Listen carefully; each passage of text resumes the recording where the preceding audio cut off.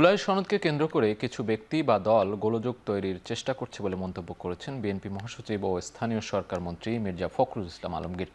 রাজধানীর কাকরাইলে star Sunday উপলক্ষে আলোচনা সভায় কথা বলেন তিনি। স্টার সানডে উপলক্ষে আলোচনা সভায় মির্জা ফখরুল বলেন, সই হওয়া জুলাই সনদ অক্ষরে অক্ষরে পালন করা হবে।